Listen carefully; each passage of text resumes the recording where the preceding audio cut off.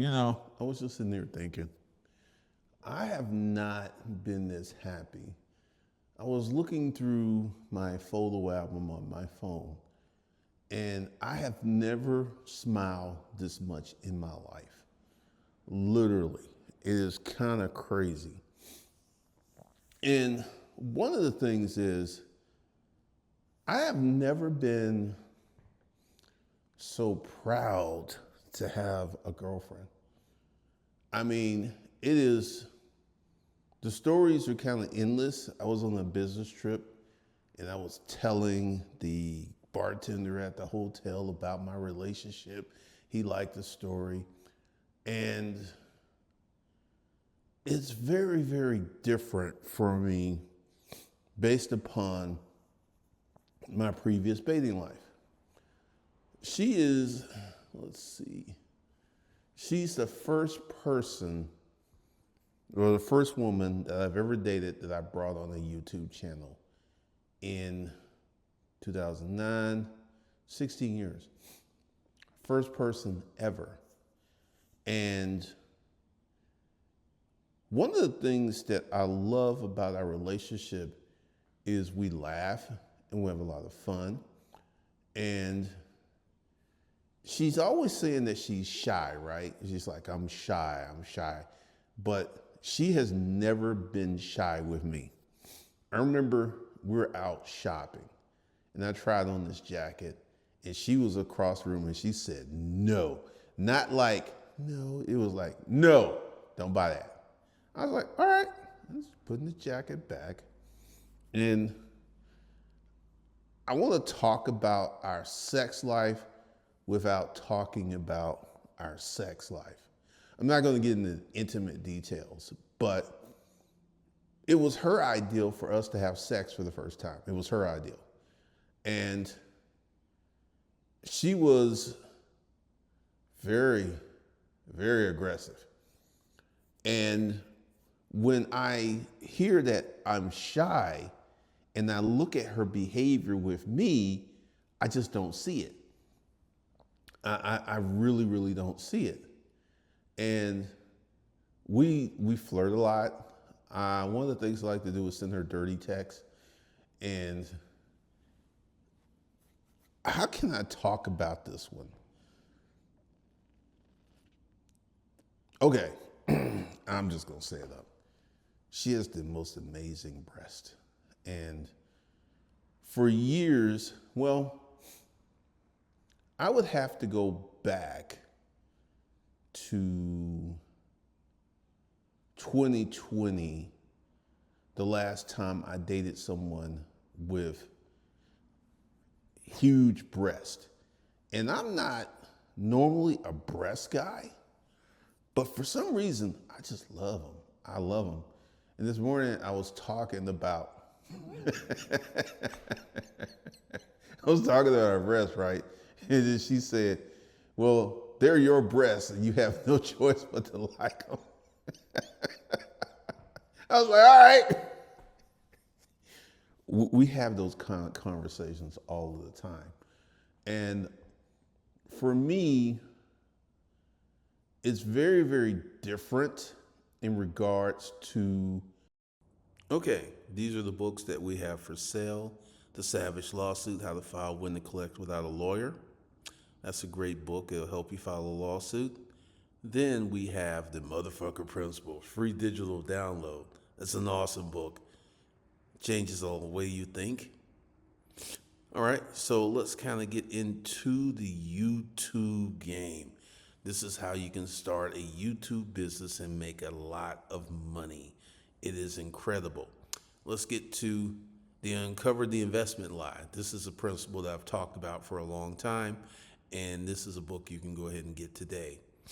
Now, let's get into, before discover the secrets to a lasting marriage. Before you get married, talking about finances. Very few people even have this conversation. And let's get into unlocking the secrets of aggressive money management. Savage Money, a different kind of book. And let's get into, for those of you who want to make some money, the Sales God, how to set up a sales process and begin to do the things that you need to do to make your sales process a winner. So let's go ahead and get into Unlock the Secrets of Permissionless Management, How to Hire People. Great book on how to hire people and set that up. And let's get into the granddaddy of all, permissionless wealth, how to build multiple businesses at the same time. This is a guide for you who want to literally have the holding company concept on lock.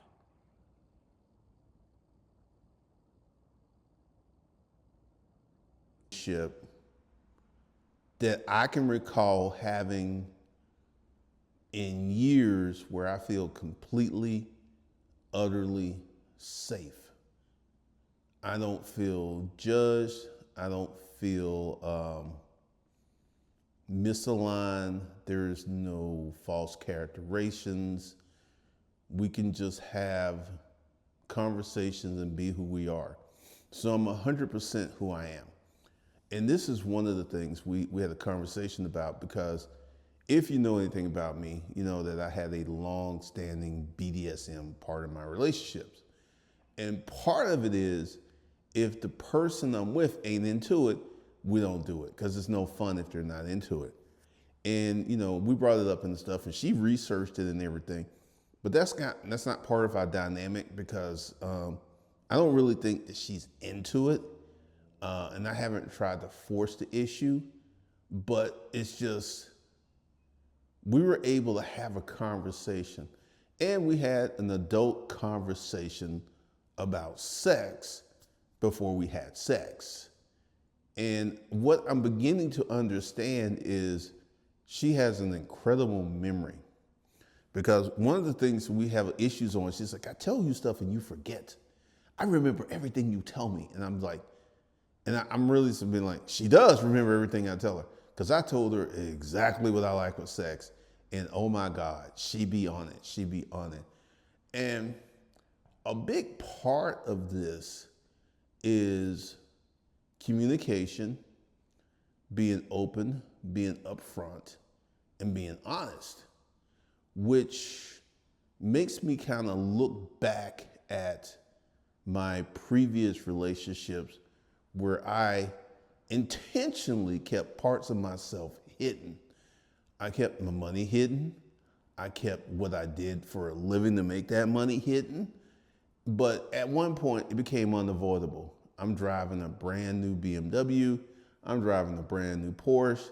I live in $1 million house. So just the outward signs of that says, oh, he's doing well financially. So it's not something you can really hide when you're living like that. Now, things have changed. I don't have the house anymore. I still drive a Porsche. And where I live is pretty nice. It's pretty nice. But it's not like it used to be.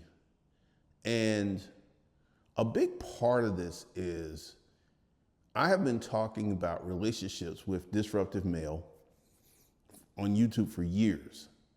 And one of the things that happened to me, I think I had a relationship shortcut that I created when I created the Craigslist protocols. There was Craigslist protocols to sell merchandise, washers, dryers, bedroom sets. And then there was the Craigslist protocols to have sexual relationships with women. And I did that maybe 15 years, where I was able to write ads and get beautiful women to come to my place and have sex without paying them, without dating them, just straight up, which also informed me that women thoroughly enjoy sex. And if you have the right context, it's very easy to get sex from women. It's extremely easy, which kind of brings me in light of what's going on with the internet dudes. Why do I call them the internet dudes? There's internet dudes and there's real world dudes. If you go to the United States Census Bureau, you will see 5,500 couples get married every day, Monday through Sunday, right? Yet, internet dudes are talking about, I'm lonely, I can't find anyone, I'm celibate. I forget the term incel, where they're involuntarily celibate. And I look at this stuff and it makes me wonder what is going on with society, because I did a video talking about kids are not having sex, kids are not driving. There's the delayed adulthood that's going on in many segments of society. And for me, I kind of feel like the odd man out. I have never had a problem getting sex out of women. It's never been an issue. It's never been hard to get. It's not something that I had to ever beg for. And it's just always been on the table. And I look at other dudes and I begin to ask myself, is it a masculinity question? Is it a manhood question? Because I had this thing called living a life of intent and design. The life that I live is a life that I put together. It's a life that I designed. It's a life that I literally built from nothing. And it goes the way that I want it to go. So right now, we're having discussions about her living with me. And I feel in a few months she'll be living with me. And we've already had discussions, which is very unsexy. We've had discussions about marriage, and that's on the table. And I've literally had people like, don't do it, take your time, don't do it, don't get married. All right, let me go ahead and explain something to the people who are, I have had more pussy than the average man to the 10th power. So having a lot of pussy, I've been there, I've done that. That's in my resume. And also, this is different because not only do I have the sex, I have the relationship and the reciprocal love. That's the key. The love is 100% reciprocal. I've had women tell me that they love me, and I had women tell me that they adored me, but it's different this time. It's very, very different. I guess it's the little moments. Like, I like to look at her, and this is something that Cree Summers mentioned. I like to just literally stare at her. Other night, she spent the night, she doesn't snore. And I was just sitting there looking at her because she's got this little bitty head and she's so ladylike and cute. I literally just stare at her. And that brings me joy just to sit there and stare and to be in her presence. And for me, it kind of takes me back to elementary school, well, elementary, but let's say high school. That feeling when you really like someone and you really enjoy their presence, because in high school, that's all you have is I'm around her, I like her, it's fun, it brings me a lot of joy.